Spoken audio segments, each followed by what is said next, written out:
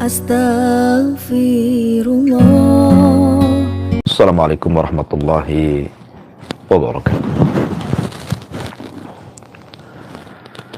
Alhamdulillah wassalatu wassalamu ala rasulillah wa ala alihi wa sahbihi wa mawalah wa la hawla wa la quwata illa billahi wa ba'du.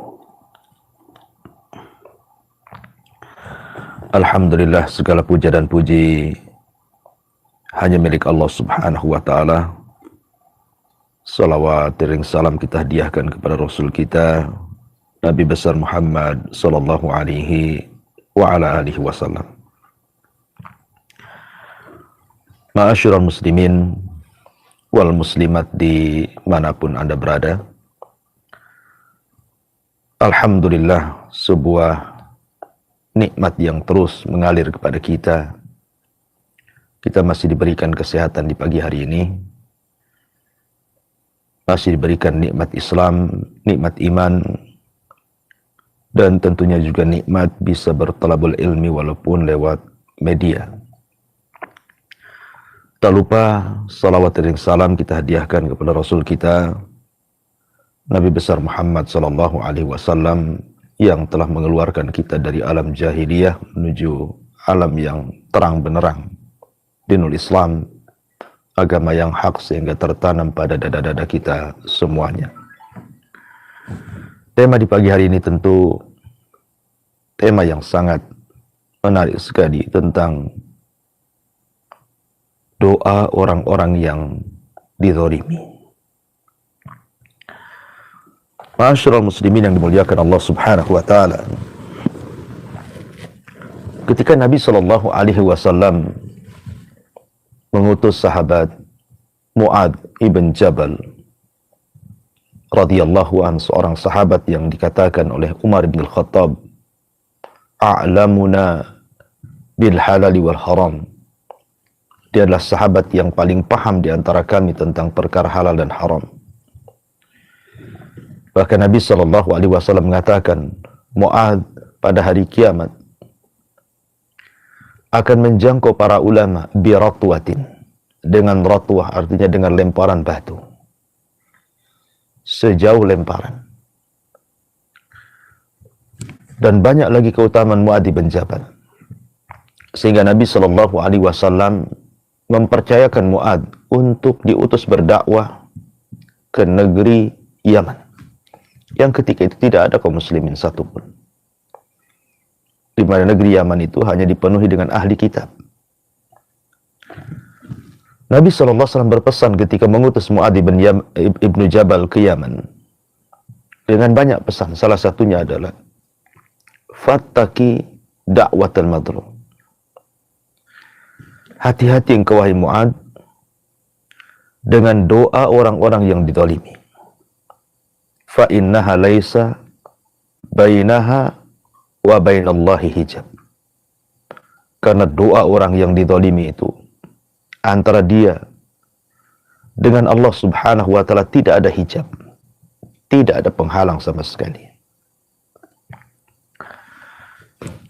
Padahal Nabi SAW sudah mengarahkan di permulaan hadis, innaka ta'ti qauman min ahli kitab. Engkau akan datang kepada sebuah kaum yang semua isi kaum itu adalah ahli kitab. Kalau tidak Yahudi, Nasrani. Artinya Mu'adz bukan dikirim kepada kaum muslimin, tapi kepada orang-orang kafir. Tapi kenapa Nabi SAW mengatakan hati-hati dengan doa orang yang kau zalimi wahai Mu'adz? Karena antara dia dengan Allah tidak ada penghalang. Seolah-olah Nabi SAW ingin mengatakan, hatta doanya orang yang dizalimi itu orang kafir, maka Allah subhanahu wa ta'ala pasti akan menolong dia, bukan karena kekafirannya, tapi karena dia dari pihak yang dizalimi. Dan Allah tidak suka dengan kezaliman. Sebagaimana hadis yang ma'ruf, hadis qudsi, inni haramtu dzulma ala nafsi wa ja'altuhu muharraman bainakum fala tadzalamu. Aku haramkan kezaliman kepada diriku dan aku larang kalian, aku haramkan kepada kalian kezaliman juga, maka jangan pernah berbuat zalim. Jadi seandainya orang-orang yang kita zalimi itu adalah orang kafir, Yahudi sekalipun yang jelas-jelas memerangi Islam, Nasrani sekalipun yang di luar daripada Islam, kalau kita seorang muslim kemudian menzalimi mereka, kemudian mereka menengadahkan tangannya ke langit seraya mengatakan ya Rabb, maka ingat Allah Subhanahu wa taala berfirman, wa izzati wa jalali la ansurannaka walau ba'dahin, demi kemuliaanku, demi keagunganku akan menolong engkau walaupun dengan waktu yang lama. Ma'asyiral muslimin yang dimuliakan Allah Subhanahu wa taala, kalau seandainya doa orang kafir dan dia dari pihak yang dizalimi dikabulkan oleh Allah Subhanahu wa taala, bagaimana kalau yang Anda zalimi itu seorang muslim? Apalagi seorang yang taat kepada Allah Subhanahu wa taala. Tentu Allah Subhanahu wa taala akan bersama dia jauh lebih dibandingkan dengan orang lain. Ma'asyiral muslimin yang dimuliakan Allah Subhanahu wa taala, ingat bahwa Allah Subhanahu wa taala berfirman, "Wa ma kunna muhlika al-qura illa wa ahluha zalimun." Tidaklah kami menghancurkan sebuah desa, sebuah kota, kecuali karena para penghuninya adalah melakukan kezaliman. Dan Allah juga mengatakan, wa ma kana rabbuka liyuhlikal qura bidzulmin wa ahluha muslihun. Dan Allah Subhanahu wa taala tidak akan menghancurkan sebuah desa karena kezaliman ketika orang-orang yang di dalamnya terus melakukan perbuatan baik. Artinya bahwa kisah-kisah dalam Al-Quran menjelaskan kepada kita betapa banyak kaum-kaum yang dihancurkan oleh Allah Subhanahu wa taala, tidak lain dan bukan karena kezaliman mereka kepada Allah Subhanahu wa taala. Maka dari sini takutlah kepada doa orang yang kita zalimi. Karena Nabi sallallahu alaihi wasallam mengatakan, "Thalathu da'awat yustajabu lahunna la syakka fihinna." Da'watul madlum. 3 perkara yang kalau seandainya orang berdoa pasti dikabulkan oleh Allah Subhanahu wa taala, dan itu tidak diragukan lagi. Salah satunya kata Nabi sallallahu alaihi wasallam, da'watul madlum. Doa orang yang Anda zalimi. Kenapa? Kenapa doa orang yang Anda zalimi mustajab? Karena orang yang zalim, mereka bisa beristirahat dengan tenang di malam hari. Bahkan merasa puas sehingga nyenyak tidurnya. Tapi orang yang dizalimi, dia tidak pernah tidur di malam hari. Dia akan memanjatkan doa kepada Allah Subhanahu wa taala, tersiksa hidupnya. Sebagaimana orang yang dizalimi tidak bisa tidur, maka di antara sifat Allah pun tidak tidur. Allah tidak pernah disentuh dengan kantuk, apalagi tidur. Dan Allah Subhanahu wa taala Maha mendengar orang-orang yang berdoa di malam hari, di waktu-waktu yang sangat mustajab. Orang-orang yang dizalimi menengadahkan tangannya ke langit, ya Rabb, ya Rabb. Kira-kira apa yang akan Anda hadapi ketika Allah Subhanahu wa taala yang mengirim balasannya kepada Anda? Kita ini makhluk yang lemah. Kalau Allah Subhanahu wa taala zat yang kuat membalaskan perbuatan zalim, kira-kira siapa yang mampu untuk mencegahnya? Maka takutlah kepada orang yang Anda zalimi walaupun dia orang kafir. Ma'asyiral muslimin yang dimuliakan Allah Subhanahu wa taala, Hajjaj ibn Yusuf al-Thaqafi ketika menyiksa Sa'id ibn Zubair sampai berakhir dengan wafatnya Sa'id ibn Zubair di tangan Hajjaj ibn Yusuf. Maka sebelum wafatnya Sa'id ibn Zubair, dia sempat berdoa kepada Allah Subhanahu wa ta'ala. Setelah dia membaca minha khalaqnakum wa fiha nu'idukum wa minha nukhrijukum taratan ukhra. Kata Sa'id, dari tanahlah kami diciptakan, kembali ke tanahlah kami dikembalikan, dan dari tanah pula kalian akan dikeluarkan. Maka Hajjaj bin Yusuf marah ketika melihat Sa'id ibn Zubair membacakan ayat itu dan mengatakan, idbahu, sembelih dia, sembelih dia. Maka Sa'id ibn Zubair mengatakan, ama ana fashhad an la ilaha illallah wahdahu la syarikalah wa anna Muhammadan abduhu wa rasuluh. Khudha minni ya Hajjaj hatta talqani biha yawmal qiyamah. Thumma da'a Allahumma la tusallithu ala ahadin yaqtuluhu ba'di. Ketika itu Sa'id ibn Zubair mengatakan, wahai Hajjaj, persaksikan bahwa tidak ada sesembahan yang berhak disembah kecuali Allah, yang tidak ada sekutu baginya, dan bahwa Muhammadlah hambanya dan rasulnya. Silakan lakukan sekehendakmu, Hajjaj, tapi kelak engkau akan berjumpa dengan aku pada hari kiamat. Kemudian Sa'id ibn Zubair mengatakan, ya Allah, la tusallithu ala ahadin yaqtuluhu ba'di. Janganlah kau kuasakan kepada Hajjaj untuk membunuh siapapun sepeninggalku. Subhanallah. Doa Sa'id ibn Zubair, seorang yang saleh, dikenal kesolehannya, melesat ke langit. Selang beberapa waktu setelah kematian Sa'id ibn Zubair di tangan Hajjaj ibn Yusuf, Hajjaj pun mengalami sakit yang luar biasa. Belum pernah ada orang tertimpa sakit seperti dia. Merasakan sakit yang tidak ada yang tahu kecuali Allah Subhanahu wa ta'ala. Dan dia berteriak-teriak, mali wali Sa'id, mali wali Sa'id. Ada apa denganku dan Sa'id ibn Zubair? Ada apa denganku dan Sa'id ibn Zubair? Akhirnya Hajjaj pun meninggal karena doa orang yang ia zalimi. Bukan hanya satu orang, bukan hanya ratusan jiwa, ribuan jiwa dari jiwa-jiwa para sahabat Nabi dan juga kibarut tabi'in yang dia bunuh dengan cara yang sangat zalim.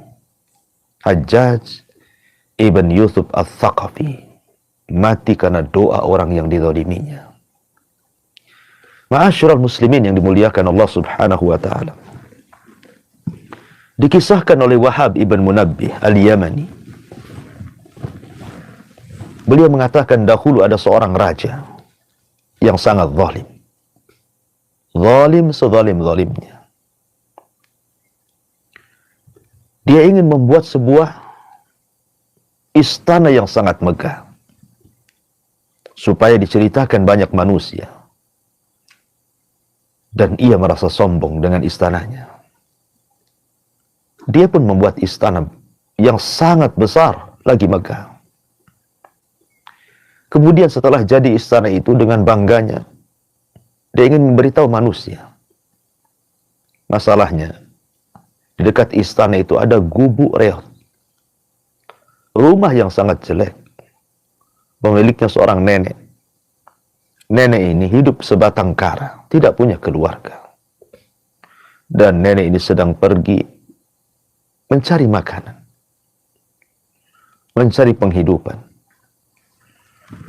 Dilihatnya bahwa gubuk reot itu sangat mengganggu pemandangan istana.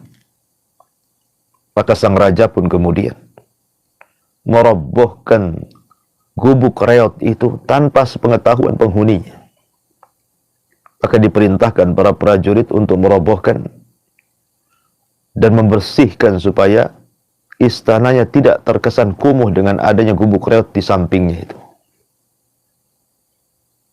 Sang nenek pemilik gubuk itu tidak tahu, karena dia sedang pergi.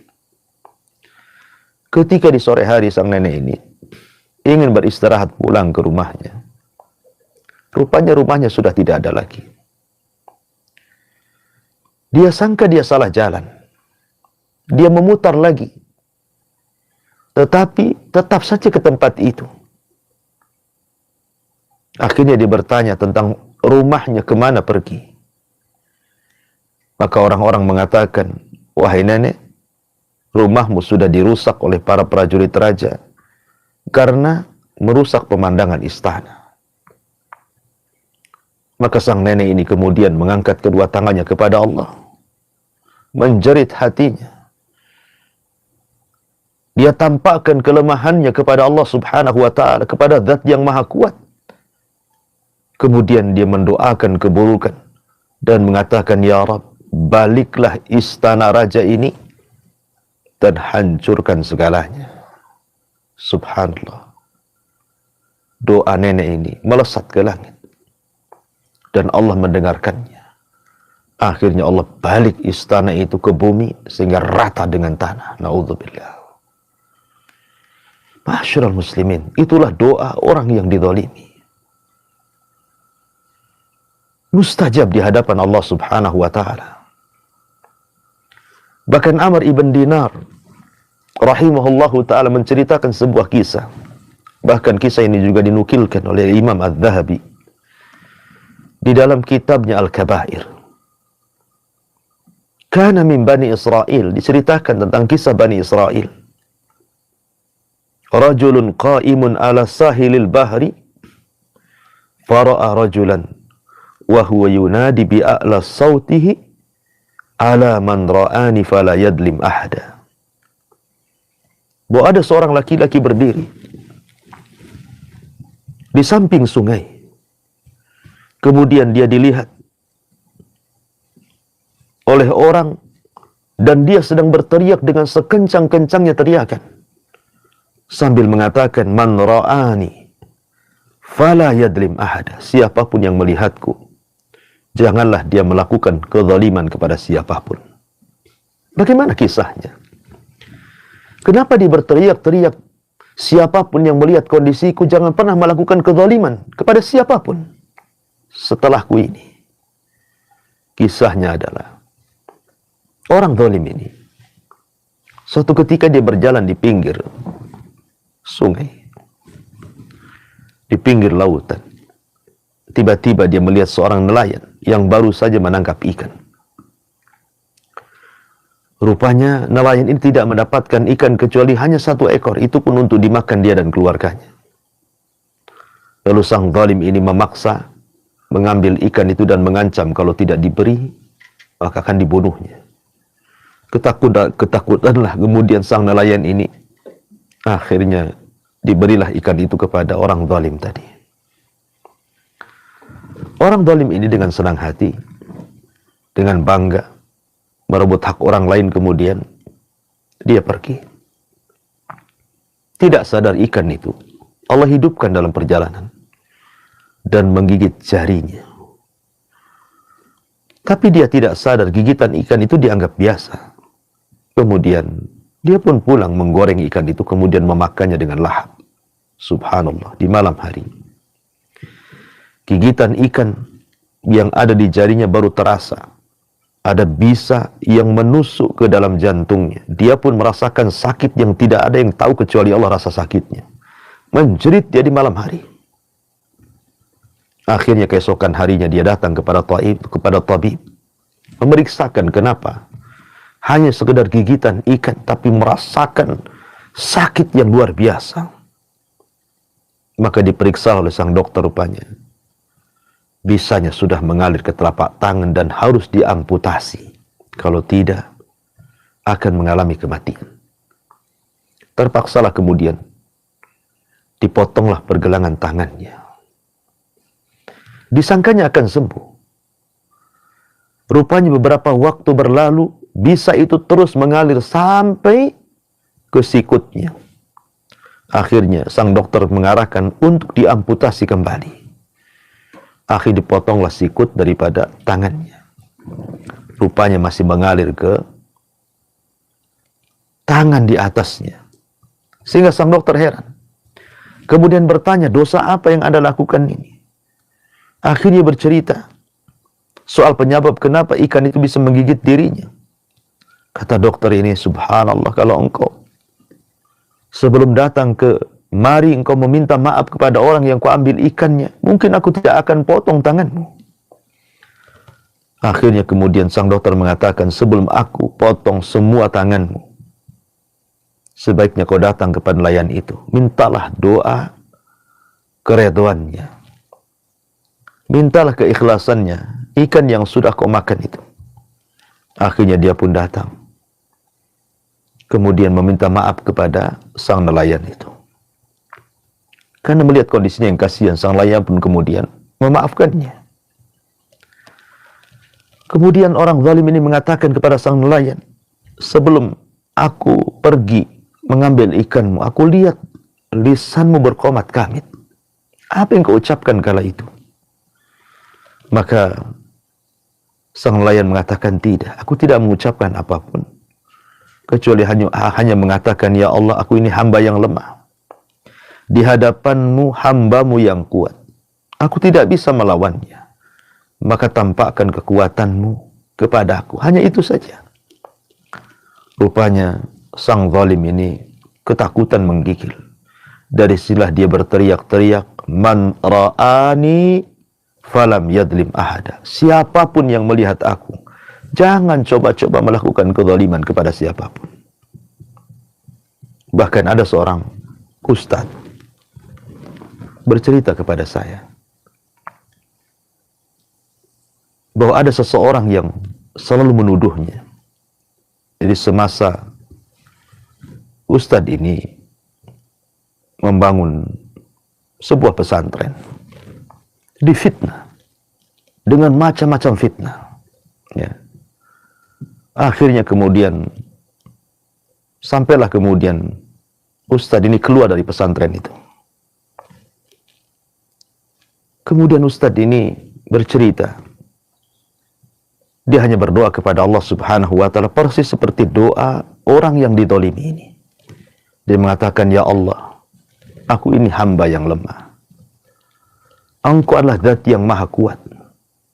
Sementara orang-orang yang memfitnahku itu, mereka lebih kuat dengan makar mereka, dengan fitnah mereka. Aku tidak bisa apa-apa.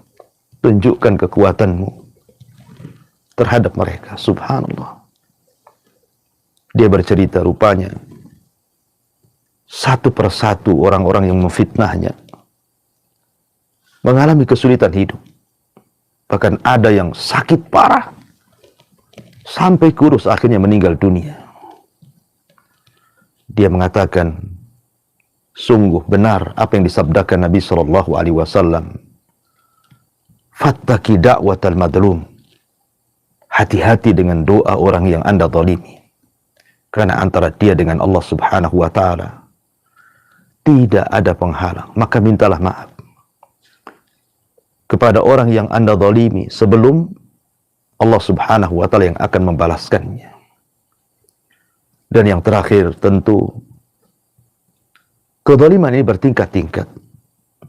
Dan kezaliman yang paling zalim adalah ketika seorang anak melakukan kezaliman kepada orang tuanya, durhaka kepada orang tuanya, menyakiti orang tuanya, bahkan terkadang sampai membunuh orang tuanya. Dahulu waktu kita masih kecil, mungkin kalau ada kabar seorang anak memukul orang tua, mencaci maki orang tua, itu rasanya heran. Tapi hari ini bukan hanya sekedar mencaci maki, sampai membunuh orang tuanya. Setega itu anak di zaman sekarang. Zalimnya dia kepada orang tua. Perhatikan kisah Jurayz al-Abid, seorang ahli ibadah di zaman Bani Israel, yang dikisahkan oleh Abi Hurairah radhiyallahu anhu. Sebuah hadis yang sahih. yang dikeluarkan Imam Bukhari dan Muslim. Nabi Shallallahu Alaihi Wasallam bercerita tentang kisah sahib Jurez, orang yang bernama Jurez, rajulan abidan, seorang laki-laki yang ahli ibadah. Dia tidak pernah meninggalkan saumaahnya, tempat ibadah yang biasa dia beribadah di situ. Sampai suatu hari ibunya memanggil dia sementara Jurez ini sedang sholat. Ya Jurez, ya Jurez. Tapi Jurez sedang sholat. Dia mengatakan dalam hatinya, ya Rabb, ummi wa salati. Ummi wa salati. Haruskah aku datang menemui panggilan ibuku, tapi satu sisi sholat ini panggilan dirimu. Akhirnya dia pun justru tidak mengindahkan panggilan ibunya, bahkan melanjutkan sholatnya, padahal dia sedang sholat sunnah. Dalam hukum Islam, bahwa kalau kita dipanggil orang tua dan kita sedang sholat sunnah, batalkan. Karena panggilan orang tua itu wajib, sementara sholat sunnah itu hanya sunnah saja. Tapi karena Jurez, dia hanya seorang ahli ibadah, bukan seorang alim. Mungkin itu ijtihad dia. Dia tidak membatalkan sholatnya sampai ibunya marah. Dan ibunya mengata-ngatai dengan kata-kata doa yang buruk kepada Jurez. Ma'asyiral muslimin yang dimuliakan Allah Subhanahu wa ta'ala, apa kata ibunya? Allahumma la tumithu hatta yang dura ila wujuhil mumisat. Kata ibunya, demi Allah, ya Allah, jangan kau matikan si Jurez itu, sehingga engkau perlihatkan kepada si Jurez putraku itu muka-muka wanita-wanita pelacur di hadapan. Subhanallah. Akhirnya Allah Subhanahu wa ta'ala kabulkan permintaan sang ibunda yang tersakiti, padahal Jurez ini menyakiti bukan dengan lisannya, bukan dengan perbuatannya, dengan memukul, menyakiti, tidak. Dia hanya tidak memenuhi panggilan ibunya, dan itu pun sedang beribadah, bukan sedang melakukan apa, sedang beribadah. Itu saja dianggap menyakiti ibunya, dan ibunya berdoa kepada Allah, mustajab doanya. Suatu hari, ada orang yang tidak suka dengan Jurez dan ingin menghancurkan karakter Jurez, ingin menghancurkan wibawa Jurez. Akhirnya kemudian diutusnya wanita pelacur untuk menggoda Jurez, tapi sang Jurez tidak pernah tergoda siapapun, hatta dengan wanita-wanita cantik, pelacur sekalipun. Sampai akhirnya kemudian wanita ini putus asa untuk menggoda Jurez. Kemudian dia berzina dengan seorang penggembala yang tidak jauh daripada situ. Hamillah wanita ini. Kemudian lahir. Maka dia pun memfitnah Jurez bahwa bayi itu adalah bayinya Jurez. Semua Bani Israel tidak menyangka, sehingga mereka emosi, dirobohkannya tempat ibadah Jurez itu. Subhanallah. Akhirnya kemudian Jurez pun ketika disakiti, dipukuli, dia meminta waktu untuk melakukan sholat 2 rakaat. Setelah itu dia minta didatangkan bayi tersebut, kemudian dicubitnya. Kemudian Jurez mengatakan, man abuk, siapa bapak? Maka bayi itu tiba-tiba bicara dan mengatakan, abi ra'il ghanam, bapakku adalah penggembala kambing. Menyesalah Bani Israel. Akhirnya kemudian mereka pun berjanji untuk membuatkan tempat ibadah yang dari emas, tapi Jurez tidak mau dan mengatakan, kembalikanlah tempat ibadah yang kalian hancurkan. Singkat cerita bahwa akhirnya mereka pun mengembalikan tempat ibadah Jurez dan minta maaf kepada Jurez. Lihat bagaimana doa orang tua yang disakiti anak akan dikabulkan oleh Allah Subhanahu wa ta'ala. Maka takutlah kepada Allah Subhanahu wa ta'ala. Siapapun yang Anda zalimi, kalau dia sampai mengangkat kedua tangannya, maka doa akan melesat ke langit, dan Allah akan mengatakan, demi kemuliaanku, demi keagunganku, aku akan tolong dia, walaupun waktu yang sudah ditentukan Allah Subhanahu wa ta'ala. Wallahu a'lam bishawab. Mudah-mudahan bermanfaat bagi kita semuanya. Saya kembalikan kepada moderator. Wal yatafaddal mashkura. Baik Ustaz, jazakallahu khairan barakallahu fikum. Terima kasih banyak Ustaz untuk ilmu dinal Islam yang sangat berfaedah sekali bagi kita semua, kaum muslimin dan muslimah, sahabat pendengar Radio Hang FM Batam, sahabat penyimak saluran Hang TV dimanapun Anda semua berada. Alhamdulillah telah kita simak kajian Islam ilmiah pada pagi hari ini dalam rangkaian Barokah Pagi Radio Hang FM Batam, dan pagi hari ini kita mendengarkan bimbingan ilmu oleh guru kita Al-Ustaz Abu Humairah Hafizahullah Ta'ala. Kita akan bertanya jawab, silakan kaum muslimin dan muslimat sahabat Hang dimanapun Anda semua berada, silakan dapat mengisipkan pertanyaan pada nomor 08117006 maupun pada nomor 0818031001. Pada pagi hari ini ada Ibu Halimah di Malang, Jawa Timur. Ustaz, jazakallahu khairan Ibu untuk pertanyaannya. Pertanyaan dari Ibu Halimah di Malang, Jawa Timur. Ustaz, bagaimana dengan seseorang yang punya saudara saudara dekat ataupun saudara dari pihak keluarga. Sayangnya saudara ini tidak pernah sedikit pun menyambungkan tali silaturahim sama kita. Padahal kita tidak ada masalah apa-apa dengan dia. Di sisi lain saudara tadi itu biasanya menghubungi kita duluan hanya kalau ada maunya saja. Ustaz, minta itu, minta harta ataupun minta sedekah dan sebagainya. Sebenarnya kalau beliau ini minta ditanggapi Ustaz, tapi nanti setelah dikasih menghilang lagi seperti yang di awalnya tadi, seperti tidak ada hubungan silaturahim sama sekali. Bagaimana ya Ustaz sikap seseorang kalau memiliki saudara yang demikian itu? Apakah dibalas kezalimannya tadi itu atau didiamkan saja, cukup didoakan dalam hati kebaikan untuk dia, karena bagaimanapun kita kecewa dengan sikapnya. Mohon nasihatnya Ustaz. Iya, alhamdulillah. Salatu wassalamu ala Rasulillah wa ala alihi wa sahbihi wa mawalah wa la hawla wa la quwata illa billahi wa ba'd.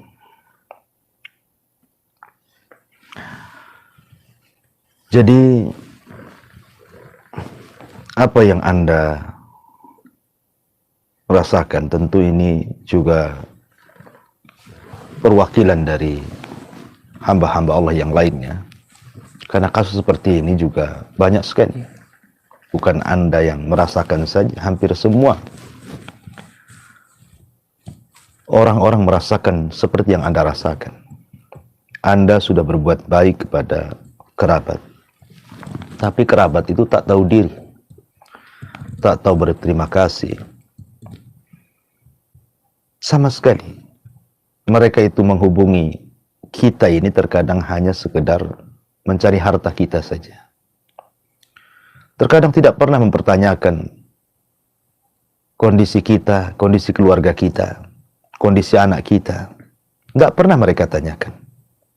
Mereka menghubungi itu terkadang hanya urusan dunia saja. Pinjam uang, terkadang minta uang, dan begitu seterusnya. Jadi murni hubungan mereka itu semata-mata urusan dunia.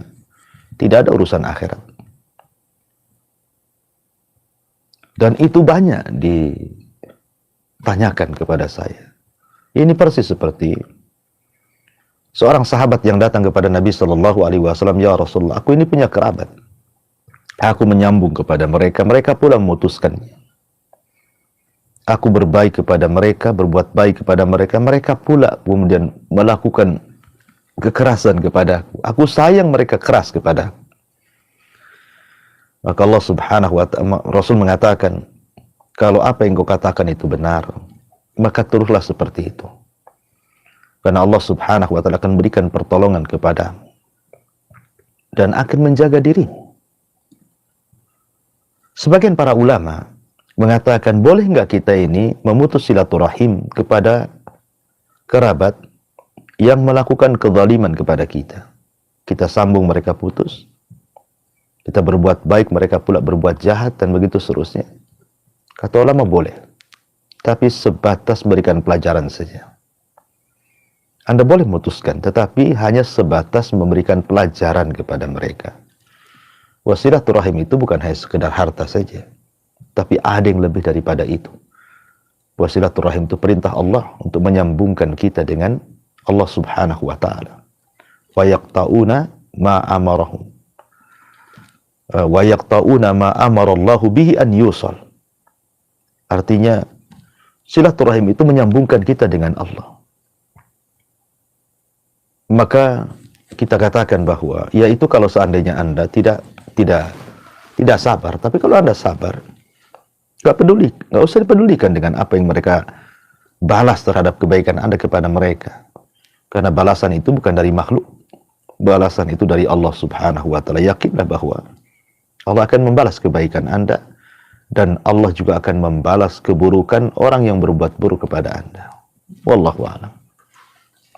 Baik, Ustaz, jazakallahu khairan Ustaz untuk nasihatnya untuk menanggapi pertanyaan Ibu Halimah di Malang, Jawa Timur. Insya Allah jadi berfaedah bagi kita semua. Selanjutnya ada Ibu hamba Allah di Batam Kota. Ustadz, ini ada pertanyaan. Andaikan ada seorang anak yang tidak sengaja, Ustadz, tidak sengaja berbuat sesuatu yang menyakiti perasaan orang tua. Dan sayang sekali belum sempat minta maaf kepada orang tuanya dan orang tuanya pun meninggal. Bagaimana ya Ustaz? Apakah ada cara untuk menebus kesalahan itu Ustaz? Mohon penjelasan Ustaz. Ya, alhamdulillah, salatu wassalamu ala rasulillah. Iya, terkadang penyesalan itu datang setelah orang yang kita sakiti meninggal. Apalagi yang orang yang kita sakiti ini orang tua. Maka ini akan menjadi penyesalan sepanjang zaman. Akan tetapi, kalau seandainya Allah Subhanahu wa taala takdirkan orang yang Anda sakiti sudah tidak ada, apalagi dia orang tua, bukan berarti kemudian Anda putus asa. Tidak. Ada kebaikan-kebaikan yang diperintahkan di dalam Islam. Birrul walidain setelah meninggalnya orang tua.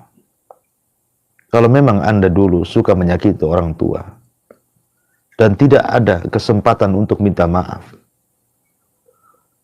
akhirnya sampai orang tua meninggal, maka ada cara-caranya. Pertama, Anda doakan dengan doa kebaikan. Minta kepada Allah setiap salat Anda di waktu-waktu yang mustajab, agar Allah mengampuni dosa-dosanya, menerima amalannya. Kemudian yang kedua, bersedekahlah. Banyak-banyak bersedekah. Niatkan sedekah Anda untuk orang tua. Kemudian jadilah anak yang saleh, anak yang baik. Karena kebaikan Anda akan sampai kepada orang tuanya. Karena anak itu adalah bagian usaha orang tuanya. Kalau Anda baik setelah meninggalnya orang tua, maka kebaikan Anda akan sampai kepada orang tua Anda. Kemudian yang ketiga, yang keempat, hubungkan silaturahim dengan teman-teman orang tua Anda. Dulu siapa teman orang tua Anda yang baik dengan orang tua? Datang, sambungkan silaturahim dengan dia. Ya. Kemudian juga teruslah mendoakan doa kebaikan. Dan jangan pernah kemudian mengulang kembali. Karena bagaimanapun terkadang ada hadis Nabi mengatakan tabarru aba'akum tabarrukum abnaukum. Berbuat baiklah kepada orang tua kalian supaya anak-anak kalian berbuat baik kepada kalian. Maka bagi Anda yang masih hidup orang tuanya, jangan sakiti perasaan mereka. Mintalah ampun, bersimpu di hadapannya, minta keridhaannya, bukan keridhaan Allah, ditentukan dengan ridha orang tua. Maka menjadilah anak yang saleh dan saleha. Jadilah anak yang qurratu ain, penyejuk mata orang tua. Karena doa orang tua, apalagi itu doa sebuah kebaikan, itu doa yang mustajab. Mintalah setiap hari doa dari orang tua Anda, supaya Anda diberikan keberkahan hidup, ketenangan hati, kebahagiaan dunia dan akhirat Anda. Wallahu a'lam bishawab. Syukron jazakallahu khairan. Terima kasih Ustaz untuk nasihatnya untuk menanggapi pertanyaan Ibu hamba Allah di Batam Kota tadi. Insya Allah jadi ilmu yang sangat berharga bagi kita semua. Dan satu pertanyaan terakhir Ustaz pada pagi hari ini. Ini ada titipan pertanyaan dari hamba Allah di Jakarta ya. Ini dari Ibu ya, dari Ibu di Jakarta. Begini pertanyaannya. Ustadz, saya seorang psikolog ya di Jakarta. seorang akhwat juga. Nah, saat ini saya punya pasien ya, atau orang yang sedang konsultasi dengan saya, seorang remaja putri, Ustaz. Nah, masalahnya itu, Ustaz, remaja putri ini dizinahi oleh ayah kandungnya sendiri. Sekarang sedang hamil 2 bulan, Ustaz. Ketika saya tanya masalahnya apa, beliau juga nggak mengerti bagaimana bisa orang tuanya demikian. Intinya ayahnya berbuat demikian dan beliau tidak berani melawan karena orang tua laki-laki tadi mengancam membunuh. Ketika saya tanya ibunya bagaimana, rupanya ibunya sama saja, Ustaz. Ibunya juga sering melakukan kekerasan fisik, tapi ibunya tidak tahu kalau Ananda ini diperlakukan demikian oleh sang ayah kandungnya tadi. Posisinya sekarang pasien tadi itu kabur dan sekarang konsultasi dengan saya melalui perantara temannya, Ustaz. Yang jadi pertanyaan saya, apa nasihat saya baiknya kalau secara syar'i ya, Ustaz? Lalu saya terpikirkan kalau anak yang dizolimi orang tua itu bagaimana dengan doanya, Ustaz? Apakah mustajab juga sebagaimana orang tua tadi atau bagaimana? Ustaz, mohon pencerahan. Ya, alhamdulillah. Salatu wassalamu ala Rasulullah, amma ba'du. Semoga Allah Subhanahu wa taala memudahkan urusan anak tersebut, karena ini bagaimanapun kezaliman yang luar biasa dari orang tua kepada anak, sampai menzinahi atau sampai kemudian menghamili. Ini kan tidak ada nurani sama sekali. Dia tidak melihat bahwa itu darah dagingnya. Di zaman Umar bin Khattab radhiyallahu anhu, ada 2 orang yang melakukan kes, satu bapak dan satu anak. Bapak ini melaporkan kepada Umar tentang durhakanya anaknya kepadanya. Maka hampir-hampir Umar memutuskan bahwa orang tua itu benar dan anaknya itu salah. Tapi sang anak kemudian bercerita di hadapan Amirul Mukminin, tunggu dulu wahai Amirul Mukminin, berikan kesempatan aku bicara. Kata Umar, silakan Anda bicara. Kemudian anak ini bercerita, wahai Amirul Mukminin, apa pendapatmu? Ada seorang budak yang digauli tuannya. Kemudian budak ini hamil. Tuannya tidak suka dengan kehamilannya. Akhirnya dicampakkanlah budak itu. Lahirlah dari budak itu anak daripada tuannya. Tapi tuannya tidak mengakuinya. Tidak pernah mendidiknya, tidak pernah membesarkannya. Jadilah anak ini jahat kepada tuannya. Kira-kira yang salah siapa? Maka Umar bin Khattab radhiyallahu mengatakan, yang salah tuannya. Kata anak ini, itulah yang terjadi kepadaku. Aku adalah anak daripada dia, dari budaknya. Aku tidak pernah dididik sama sekali. Maka Umar mengatakan kepada bapak ini, pergilah kau. Sebelum manusia melaknatmu, Allah sudah lebih dulu melaknatmu. Lihat bagaimana Umar bin Khattab radhiyallahu anhu mengatakan bahwa kejahatan itu tidak mesti dilakukan seorang anak kepada orang tua, tapi juga banyak orang tua yang melakukan kejahatan kepada anaknya. Maka orang tua yang seperti ini dilaknat oleh Allah Subhanahu wa taala karena dia adalah dayuth, bahkan lebih daripada dayuth. Dayuth saja sudah dilaknat. Siapa dayuth itu? Orang tua yang tidak punya kecemburuan, keluarganya maksiat kepada Allah. Dia pula yang kemudian melakukan maksiat, memperkosa anaknya. Dia dayuth dan dia zalim. 2 dosa dia terima. Maka tentu 2 anak kepada orang tua pun kan mustajab, walaupun dia orang tuanya. Jangankan lagi orang mukmin, orang kafir pun yang berdoa mustajab, karena Allah akan berdiri di sampingnya, bukan karena kekafirannya, tapi karena dia di pihak yang dizalimi, bukan karena dia orang tuanya, tapi karena di pihak dia orang yang menzalimi. Maka Allah akan bersama orang yang dizalimi. Ya. Ma'asyiral muslimin yang dimuliakan Allah Azza wa Jalla. Tapi walaupun demikian, kepada anak tersebut, berdoalah kepada Allah agar orang tuanya diberikan hidayah. Kalaupun sudah terjadi seperti ini, sudah terlanjur seperti ini. Ini kan semua takdir Allah Subhanahu wa taala. Bahwa Allah sudah mencatat di Lauhil Mahfuz 500 tahun sebelum Allah menciptakan langit dan bumi akan terjadi peristiwa seperti ini. Maka yakinlah Anda dengan takdir Allah, bahwa ini semua takdir Allah. Kalau Allah berkehendak, siapa yang bisa mencegah kehendak Allah? Dan kalau Allah tidak berkehendak, tidak ada yang bisa menjadikan sesuatu terjadi. Maka bersabarlah. Terkadang musibah di luar kehendak kita. Tapi ingatlah, Allah tidak mungkin mengirim sebuah musibah kepada siapapun kecuali kita bisa menghadapinya. Musibah sebesar apapun, Allah tidak pernah menimpakan kepada manusia di luar kemampuannya. Mustahil. Anda bisa menghadapinya. Katakan kepada anak itu, Anda bisa menghadapinya. Bersabar kepada Allah, lebih dekat lagi kepada Allah Subhanahu wa ta'ala. Dan kalau anak itu lahir, maka besarkan anak itu. Jangan benci. Karena anak itu tidak ada hubung kait dengan bapaknya. Anak itu lahir adalah murni anak Anda, nasabnya kepada ibunya. Bukan kepada orang yang memperkosa Anda. Tidak ada nasab sama sekali. Terputus kewaliannya, terputus kemahramannya, terputus warisnya. Murni itu anak Anda. Wa kullu maulud yuladu alal fitrah. Setiap bayi dilahirkan terlahir fitrah. Boleh jadi kalau anak itu dididik dengan baik. Jangan pernah ceritakan bapaknya siapa. Ya, didik dengan baik. Dan dia menjadi anak soleh. Boleh jadi itu akan menjadi perantara masuk surga Anda. Pintu surga akan dibukakan bagi Anda. Kalau Anda sabar, tidak perlu putus asa. Semoga hal-hal yang terkadang kita anggap buruk, itu sebuah kebaikan di sisi Allah Subhanahu wa ta'ala. Karena ada surga yang tidak bisa diraih dengan sholat, dengan puasa, dengan zakat. Rupanya hanya bisa diraih dengan kesabaran. Dan tidak mungkin sabar itu muncul kecuali adanya ujian.